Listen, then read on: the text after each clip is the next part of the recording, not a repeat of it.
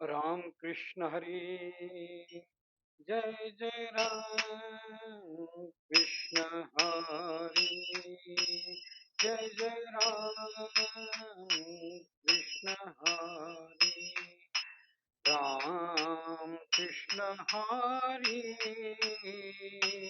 जय जय राम कृष्ण हरी राम कृष्ण हरी जय जय राम कृष्ण हरी जय जय राम कृष्ण हरी जय जय राम कृष्ण हरी पुंडरीक वरदे हरी विठ्ठल श्री ज्ञानदेव तुकाराम पंढरीनाथ भगवान की जय जगश्रेष्ठ संत तुकाराम महाराज की जय माऊली ज्ञानेश्वर महाराज की जय.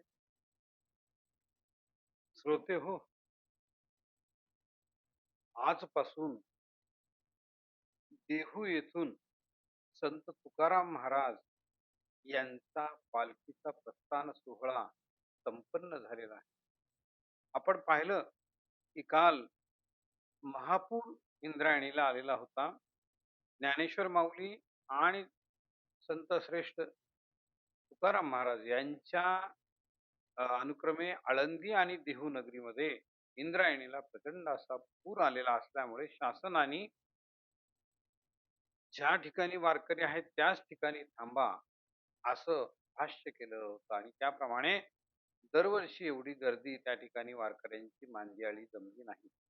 तरीही माऊली तुम्हाला सांगतो की जे आंतरिक ओढीनं जे तिथे त्या त्या ठिकाणी गेलेले आहेत, आत्ताच मी तो सोहळा बघितला आणि त्या ठिकाणी जे लोक जमा झालेत, पावसाची तमा नाही, पुराची तमा नाही, अशा या भक्तिमय अंतःकरणाने लोक तुकाराम महाराजांचं दर्शन घेऊन त्या ठिकाणी पालखी प्रस्थानाला उपस्थित राहतो. आपण बघूयात की काय जादू आहे याच्यामध्ये. कशा पद्धतीनं हा वारकरी संप्रदाय आणि वारकरी सोहळा साजरा करतात. तर या ठिकाणी देहू ते पंढरी तुकोबारायांचे जीवन, वैराग्य आणि विठ्ठल प्राप्तीचा महामार्ग हा कशा प्रकारे प्राप्त त्यांना झाला हे आपण बघूयात. आणि आपण बघितलं आहे की आज सुंदर अशा पालखीमध्ये माऊलींच्या आपल्या तुकाराम महाराजांच्या पादुका त्या त्या ठिकाणी ठेवून पालखीचं प्रस्थान झालेलं आहे आणि हजारो वारकरी ज्ञानोबा तुकाराम त्याचा जयघोष करत काळ मृदुंगाचा गजरामध्ये भगव्या पताका फडकवत देहूहून पंढरपूरकडे प्रस्थान करण्यासाठी आज निघालेली आहे. ही केवळ पालखी आहे का? तर ही केवळ पालखी नाही, तर प्रत्येक वारकऱ्यांच्या मनामनामध्ये असणारा भगवंताची ही पूजा आहे. आणि तुकोबारायांनी स्वतः म्हटलेलं आहे की होय होय वारकरी पाहे पाहे रे पंढरी. याचा अर्थ असा आहे की जीवनाचे सार्थक करायचे असेल तर पंढरीची वाट धरणं प्रत्येक माणसाचं कर्तव्य आहे. आम्हाला माहित आहे की संसारामध्ये एकदा माणूस गुरफटला की माया मोह प्रपंच या सगळ्या वलयामध्ये तो अडकला जातो. ना त्याची आध्यात्मिक उन्नती होते, ना त्याचा म्हणजे त्याला एक मानसिक समाधान ते मिळत नाही. कारण संसारामध्ये सगळ्या गोष्टीची वासनामयी वृत्ती वाढत, हे आणा, ते आणा, ते आणा आणि माणूस त्याच्यामध्ये गुरफटत जातो. मायेच्या वलयामध्ये माणूस गुरफटत जातो आणि म्हणून तो बाकीच्या काही गोष्टीला न्याय देऊ शकत नाही आणि म्हणून तुकाराम महाराजांनी सांगितलं की एकदा तू काय कर, पंढरपूरच्या वारीला चल आणि ही पंढरीची वाट जी आहे ती एकदा धरली की तुकोबारायांचं आपल्याला हे होय होय वारकरी पाहे पाहे रे पंढरी हे जे अभंगाचं बुद्धवाक्य आहे ते आपल्या लक्षात आणि ते सार्थक सुद्धा होत. आता तुकाराम महाराजांच्या कुळामध्ये कशा प्रकारे त्यांच्या पूर्ण कुटुंबामध्ये विठ्ठल भक्ती कशी होती आणि त्यांचा जो सुरुवातीचा व्यापार उदीम होता त्याच्यानंतर काय काय गोष्टी घडत गेल्या आणि ही जी वारी आहे ती वारीची प्रथा कशा पद्धतीनं सुरू झाली आपण हे बघूयात. आणि म्हणून तुकाराम महाराज यांचा जन्म व्यापारी अशा संपन्न कुटुंबामध्ये देहू या ठिकाणी झाला. त्यांचे वडील बोलोबा आंबिले आणि आई कनकादेवी हे दोघेही भक्तीचे संस्कार त्यांच्याकडे होते. पांडुरंगाची पूजा रात्रंदिवस ते करत असत आणि पांडुरंगाच्या या भक्तीमध्ये ते तल्लीन होत असत. आणि घरचा मोठा व्यापार असल्यामुळे धान्य होतं. शेती असल्यामुळे धान्याच्या थप्प्याच्या थप्प्या लागायच्या. त्यांचा सावकारीचा व्यवहार होता आणि म्हणून यामध्ये सुद्धा जेव्हा तुकाराम महाराज जरा कळते होऊ लागले, त्यामध्ये त्यांचे निपुण झाले. त्यांचा जो मोठा भाऊ होता तो उदासीन वृत्तीचा होता. त्यानं लग्न सुद्धा केलं नाही म्हणून तो सगळी जबाबदारी जी आहे ती तुकाराम महाराजांवर येऊन ठेपली आणि अ, एक दुष्काळ पडला त्या काळामध्ये. त्यांचा व्यापार सगळा बुडून गेला. वडीलही वारले त्या काळामध्ये त्यांचे. आई पण गेली आणि ह्या एकामागे एक दुःखाचा जो त्यांच्यावर भरमसाठ असा मारा झाला. त्याच्यामुळे त्यांची जी वृत्ती आहे व्यापारातली ती तिथून निघून गेली. ती उदासीन वृत्ती त्यांची निर्माण झाली तुकाराम महाराजांची आणि म्हणून पहिली जी पत्नी होती रखुमाबाई तिला सुद्धा दम्याचा त्रास होता आणि ती सुद्धा मरण पावली आणि त्यानंतर ह्याच्या कठोर परिश्रमातून, कठोर परीक्षेतून उत्तीर्ण होत होत जेव्हा तुकाराम महाराज पुढे निघाले, तेव्हा त्यांची वृत्ती पूर्णतः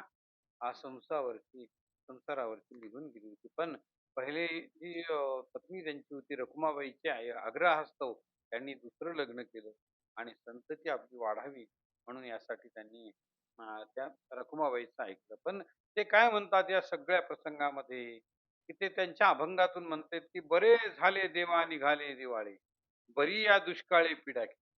बघा, माणसाला आपण शाप जेव्हा देतो, तेव्हा असे वक्तव्य निघतात. पण त्यांनी स्वतःलाच म्हटलेलं आहे, की "बरे झाले देवा निघाले दिवाळे." माझ्या या संसाराचं माझ्या या संसारामध्ये माझं दिवाळं निघून गेलं व्यापारामध्ये. हे एक प्रकारचं उत्तम झालेलं आहे. कारण माझी जी त्याची आसक्ती वाढत होती धनावरची, ती पार निघून गेलेली आहे भगवंता आणि माझी ती पूर्ण आता चित्तवृत्ती आहे, ती तुझ्या पायी लीन झालेली आहे. आणि बरी बरी झाली देवा बरी या दुष्काळी पीडा केली. आणि या दुष्काळानं माझ्यावर जी पीडा केली, माझ्यावर जे संकट आणलं, ते एक प्रकारचे माझ्यावर उपकार झाले. अशा प्रकारचं भाष्य त्यांनी आपल्या अभंगामधून केलेलं आहे. किती हा अद्भुत असा विचार आहे. आणि सामान्य माणूस म्हणतो, की माझे सर्व काही गेले. पण तुकाराम महाराज म्हणतात, "बरे झाले देवा." देवाला चांगलं झालं असं म्हणणारा एकमेव हा तुका आपल्याला पाहायला मिळतो. कारण संसाराचा आधार तुटल्याशिवाय भगवंताची वाट सुकर होत नाही, हे आपल्याला माहीत आहे. आणि म्हणून व्यापारातून वैराग्याकडे त्यांची जी वाटचाल झाली, दुःखाने व्याप्त अशा संसारातून ते जेव्हा पारंगत झाले आणि पुढे निघाले, तेव्हाच भगवंताची आसक्ती त्यांची वाढली आणि म्हणून त्यांनी अं, संसारातील आसक्तीचा त्याग केला. भगवद्गीतेमध्ये एक सुंदर असा दृष्टांत आपला असा श्लोक या श्रीकृष्णाने आपल्या सखा अर्जुनाला सांगितले. ते काय म्हणतात, की "अनित्यं असुखं लोकमिमं प्राप्तं भज भजस्व माम." म्हणजे काय? तर हा संसार क्षणभंगूर आहे आणि दुःखरूप आहे. म्हणून माझी हे पार्था भक्ती माझी कर. अनित्यं असुखं लोकमिमं प्राप्य भजस्व माम. मग माझी भक्ती कर तू, बाकीच्या सगळ्या गोष्टी सोडून दे. तशा पद्धतीनं तुकाराम बुवाचं सुद्धा आयुष्यात हेच सगळं या श्लोकाचं मूर्त रूप आपल्याला दिसतं. भामचंद्र डोंगरावरील साधना तुकाराम महाराजांनी केली. ज्याला भंडाऱ्याचा डोंगर सुद्धा गेलेला आहे. डोंगरावर ते गेले. तिथे त्यांनी नामसाधना सुरू केली. विठ्ठल नामात ते इतके तल्लीन होत जात, की त्यांना जगाचा विसर पडत. इतकंच नव्हे तर आपल्या संसाराचा, आपल्या बायकोचा, आपल्या मुलांचा त्यांना विसर पडत असे. आणि असे हे संत तुकाराम महाराज आजूबाजूच्या जी वनचरी आहे, जी वृक्षवल्ली आहे त्यांच्यामध्ये लिप्त होऊन जात. समोर वाघ आहेत, समोर काळवीट आहेत, बाजूलाच उभे आहेत, हरणं आहेत. हे सगळे एकमेकांचा भाव विसरून गेलेले आहेत आणि सगळ्यांशी प्रेमाने व्यवहार करत आहेत. तेव्हा तुकाराम महाराज म्हणतात, "वृक्षवल्ली आम्हा सोयरी वनचरी वृक्षवल्ली आम्हा सोयरी वनचरी पक्षी सुस्वरे आळविती वृक्षवल्ली आम्हा सोयरी वनचरी वृक्षवल्ली आम्हा सोयरी. अशा प्रकारे जे जे भेटते त्याच्यामध्ये सगळ्यामध्ये ते भगवंत पाहायला त्यांनी सुरुवात केली. वृक्षामध्ये, वनचरामध्ये आणि या सगळ्या गोष्टीमध्ये जेव्हा त्यांना भगवंत दिसू लागला, तेव्हा ज्ञानेश्वर माऊलींचा संदेश या ठिकाणी आपल्याला आठवतो. ते म्हणतात, की "जे जे भेटे भूत, ते ते मानिजे भगवंत." जे जे आम्हाला प्राणी भेटतात ना, त्या सगळ्या प्राण्यामध्ये अ, ईश्वर मानणं याला खरी भक्ती.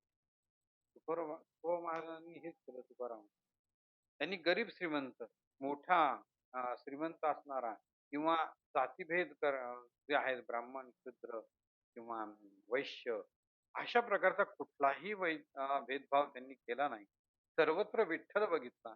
पांडुरंग चरणी ते निमग्न झाले आणि त्या ठिकाणी अ, गीतेतील वैराग्याचा नमुना आपल्याला तुकाराम महाराजांच्या जीवनात दर्शनामध्ये होतात. अ, भगवद्गीता अत्यंत सुंदर असा एक श्लोक आहे. विहाय कामान्य सर्वान उमाश्चरति निःस्पृहा निर्ममो निरहंकार स शांती मधिगच्छति. याचा अर्थ असा आहे की ज्याच्या मनातून इच्छा, ममता आणि अहंकार निघून जातात त्यालाच खरी शांती मिळते. आणि तुकोबा महाराजांनी हेच साध्य केलं. तुकाराम महाराजांच्या आयुष्यामध्ये त्यांनी सर्व इच्छांचा नाश करून टाकला, संपवल्या त्या. ममतेचा म्हणजे गळा घोटला थोडक्यात. कारण तुकाराम महाराजांच्या आसक्ती क्षीण झाल्या होत्या आणि म्हणून त्यांचा अहंकार निघून गेला. त्यांनी कोणी शिव्या दिल्या काय किंवा कोणी मारलं काय याचा सुद्धा ते कधी विचार करत नव्हते. एकदा काय झालं की एकदा त्यांच्या म्हणजे त्यांच्याविषयी वाईट विचार करणाऱ्या एका बाईनं ते तुकाराम महाराज खाली विना घेऊन पांडुरंग पांडुरंग विठ्ठल विठ्ठल अशा प्रकारचे रामकृष्ण हरी असा त्याच्यात निघाले असताना कडक असं पाणी, उकळलेलं पाणी त्यांच्या अंगावर वरतून टाकलं. अंगावर मोठमोठाले फोड आले, पण त्यांनी कुठल्याही प्रकारचा त्यांना त्या बाईला दोष दिला नाही. जेव्हा हे त्यांच्या आवडीनं बघितलं, पत्नी त्यांची आवडी जी आहे, आवली, त्या आवलीनं बघितल्यानंतर ती त्या बाईला भांडायला गेली. पण तुकाराम महाराजांनी एक शब्द सुद्धा त्या बाईविषयी काढला नाही. आणि मग असे हजारो अनुभव त्यांनी आपल्या मनामध्ये साठवले आणि भंडाऱ्या माळावर जाऊन त्यांनी विठ्ठलाचे गुणगान गायलं. ते म्हणायचे अत्यंत सुंदर शब्दामध्ये, सुंदर ते ध्यान उभे विटेवरी, सुंदर ते ध्यान करकटावरी ठेवोनिया, करकटावरी ठेवोनिया, तुळशी हार गळा काशे पितांबर, सुंदर ते ध्यान उभे विटेवर. अशा प्रकारचा आपल्या अभंगातून त्यांनी ईश्वराचा धावा केला. ईश्वराचं वर्णन त्यांनी केलं की हे ईश्वराचं किती सुंदर दिसतं. आणि हे केवळ वर्णन नाही तर त्यांच्या भक्ताच्या अंतःकरणामध्ये असलेल्या विठ्ठलाचं दर्शन त्यांनी जगाला घडवलं त्यांच्या मनामध्ये. तुकाराम महाराजांचा नाममहिमा. तुकाराम महाराज म्हणतात, नाम संकीर्तन साधन पैसोपे, जळतील पापे जन्मांतरीची, जळतील पापे जन्मांतरीची, जळतील पापे जन्मांतरीची. नाम हे सर्वात सोपे साधन आहे. मग याच्यासाठी तप करावं लागत नाही, यज्ञ करावा लागत नाही, मोठी विद्वत्ता लागत नाही. फक्त विठ्ठलाचं नाम प्रेमानं जर आपण उच्चारण केलं, ज्ञानेश्वर तर आपल्या या अ, चिंतन भजन जर केलं तर ते साक्षात भगवंतापर्यंत पोहोचतं. ज्ञानेश्वर माऊली म्हणतात, जैसा भाव तयाशी देव. जैसा भाव तयाशी देव म्हणजेच भक्ताचा जसा भाव आहे तशा पद्धतीचा देव त्याला अनुभव देतो. मग वारी म्हणजे काय नेमकं हे आपल्याला आता बघायचं आहे. तर वारी म्हणजे काय? तर वारी म्हणजे चालणे नाही. वारी म्हणजे अहंकार सोडणे. वारी म्हणजे फक्त पंढरपूरला देहूपासून आळंदीपासून चालत जाणे म्हणजे वारी का? तर अजिबात नाही. वारी याचा अर्थ आहे अहंकार सोडणे, मत्सर सोडणे, लोभ सोडणे, क्रोध सोडणे, या सगळ्या गोष्टी सोडून देणे आणि माणूसपण स्वीकारणे. प्रत्येकाच्या अंतःकरणामध्ये देव बघणं, याला आपण वारी सुख किंवा वारीचं चैतन्य असं म्हणू. तुकाराम महाराज म्हणतात, अवघाची संसार सुखाचा करीन, अवघाची संसार सुखाचा करीन, आनंदे भरीन तिन्ही लोक, आनंदे भरीन तिन्ही लोक, आनंदे भरीन तिन्ही लोक. एका संताचे विश्व कल्याणाचे हे जे स्वप्न होते की मी आनंदानं हे तिन्ही लोक भरून टाकी. मोक्ष म्हणजे काय? मोक्ष म्हणजे मृत्यूनंतर स्वर्ग का? असं नसते. तर मोक्ष म्हणजे वासना संपणे. मोक्ष म्हणजे अहंकार संपणे, मीपणा संपणे आणि तू आणि मी या दोन्हीही वृत्ती नष्ट होणे. भगवद्गीतेमध्ये भगवान श्रीकृष्ण म्हणतात, "मन्मना भव मद्भक्तो मद्याजी माम नमस्कुरु." माझ्यात मन ठेव, माझा भक्त हो, मला नमस्कार कर. हेच मोक्षाचं दार आहे. आणि पार्थाला श्रीकृष्णाने हेच सांगितलेलं आहे, की तू इकडे-तिकडे लक्ष देऊ नको.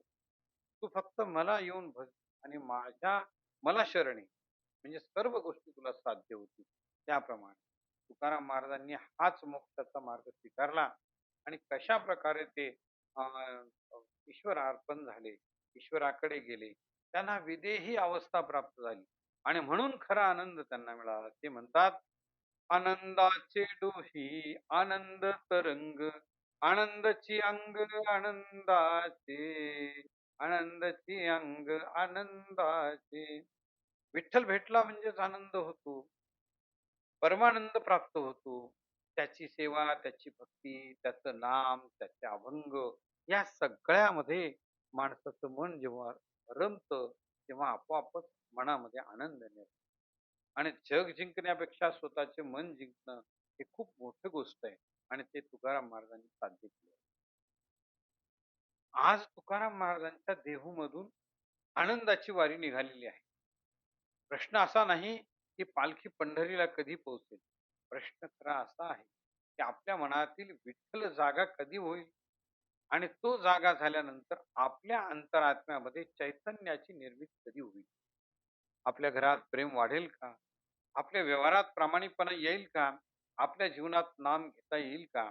तर तुकोबा महाराजांनी तुकोबारायांनी व्यापार केला, संसार केला, दुःख भोगलं, परंतु शेवटी जगाला सांगितलं, तुका म्हणे धावा विठोबासी, तोची दाता सर्व सुखासी. चला आपणही आज संकल्प करूयात आणि हातात टाळ घेऊन मुखामध्ये नाम घेऊयात आणि अंतरी प्रेम आणि विठ्ठलाचं जीवनात विठ्ठल यांचं भावनेने संत तुकाराम महाराजांची प्रार्थना करूयात. ही प्रार्थना अशी आहे, हे चिदान देगा देवा तुझा विसरण व्हावा, तुझा विसरण व्हावा, तुझा विसरण व्हावा. गुण गाईन आवडी हेची माझी सर्व जोडी, हेची माझी सर्व जोडी, हेची माझी सर्व जोडी. नलगे मुक्ती धन संपदा संत संग देई सदा, संत संग देई सदा, संत संग देई सदा. तुका म्हणे दिगंबर तया माझा नमस्कार, तया माझा नमस्कार, तया माझा नमस्कार. कुंडली कवरदा हरी विठ्ठल, श्री ज्ञानदेव तुकाराम, पंढरीनाथ भगवान की जय. माऊली ज्ञानेश्वर महाराज की जय. जगश्रेष्ठ संत तुकाराम महाराज की जय. संत एक शांती ब्रह्म संत एकनाथ महाराज की जय. नामदेव महाराज की जय. सब संतन की जय. कुंडली कवरदे हरी विठ्ठल. रामकृष्ण हरी, रामकृष्ण हरी.